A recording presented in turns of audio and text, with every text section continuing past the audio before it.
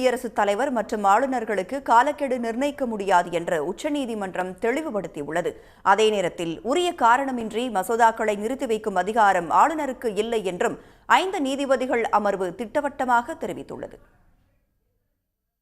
தமிழ்நாடு சட்டப்பேரவையில் நிறைவேற்றப்பட்ட மசோதாக்களை ஆளுநர் RN ரவி கிடப்பில் போட்டதை எதிர்த்து தமிழ்நாடு அரசு தொடர்ந்த வழக்கில் 14 கேள்விகளுக்கு உச்சநீதிமன்றத்திடம் குடியரசுத் தலைவர் திரௌபதி முர்மு விளக்கம் கேட்டிருந்தார். இதனை விசாரித்த தலைமை நீதிபதி BR கவாய் தலைமையிலான 5 நீதிபதிகள் கொண்ட அரசியல் சாசன அமர்வு குடியரசுத் தலைவரின் 14 கேள்விகளில் 12க்கு விளக்கமளித்துள்ளது.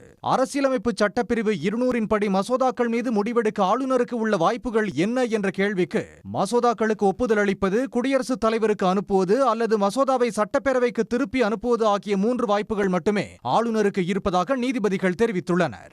இதை கடந்து 4வதாக காலவரம்பின்றி மசோதாக்களை நிறுத்தி வைப்பதற்கான அதிகாரம் ஆளுநருக்கு கிடையாது என்றும், காரணம் சொல்லாமல் மசோதாக்களை நிறுத்தி வைப்பது கூட்டாட்சி தத்துவத்திற்கு எதிரானது என்றும் நீதிபதிகள் கூறியுள்ளனர். அமைச்சரவையின் ஆலோசனையின்படியே ஆளுநர் செயல்பட வேண்டுமா என்ற கேள்விக்கு பொதுவாக அமைச்சரவையின் ஆலோசனைப்படியே ஆளுநர் செயல்படுகிறார் என்ற போதிலும் மசோதாக்களின் மீது முடிவெடுப்பதில் ஆளுநருக்கு விருப்புரிமை உள்ளது என்று பதிலளித்துள்ளனர்.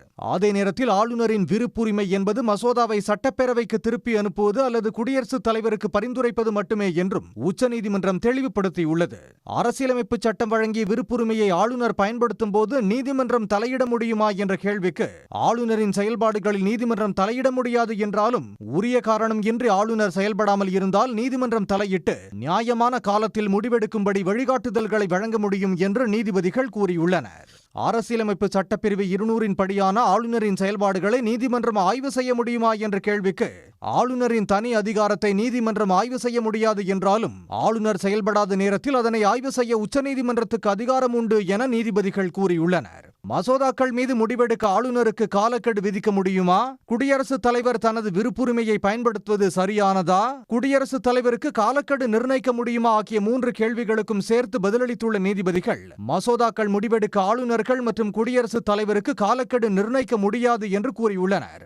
அவ்வாறு காலக்கெடுவை நிர்ணயிப்பது அரசியலமைப்பு சட்டத்துக்கு முரணானதாகிவிடும் என்றும் நீதிபதிகள் குறிப்பிட்டுள்ளனர். மசோதாக்கள் குடியரசுத் தலைவரின் ஒப்புதலுக்காக அனுப்பப்படும் போது நீதித்துறையின் ஆலோசனையை பெற வேண்டுமா என்ற கேள்விக்கு ஒவ்வொரு முறையும் ஆலோசனை பெற தேவையில்லை என்றும் தேவையை பொறுத்து ஆலோசனை பெறலாம் என்று நீதிபதிகள் தெரிவித்தனர்.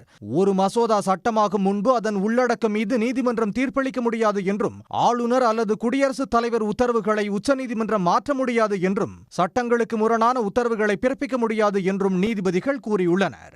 மசோதாக்களுக்கு ஒப்புதல் அளித்ததாக கருதப்படும் என்று கூறுவதை அரசியலமைப்பு சட்டம் அனுமதிக்காது என்றும், ஆளுநரின் அதிகாரத்தை மற்றொரு அரசியல் சாசன அமைப்பு மாற்ற முடியாது என்றும் நீதிபதிகள் தெரிவித்துள்ளனர். அரசியலமைப்பு தொடர்பான மனுக்களை 5 நீதிபதிகள் அமர்வுக்கு பரிந்துரைப்பது கட்டாயம் இல்லையா என்ற கேள்விக்கும், ஒன்றிய மற்றும் மாநில அரசுகளுக்கு இடையிலான மோதல் தொடர்பான வழக்குகளின் அதிகார வரம்பு பற்றிய கேள்விக்கும் உச்சநீதிமன்றம் பதிலளிக்கவில்லை. உடனுக்குடன் செய்திகளை தெரிந்து கொள்ள சன் நியூஸ் பெல் ஐகானை கிளிக் பண்ணுங்க.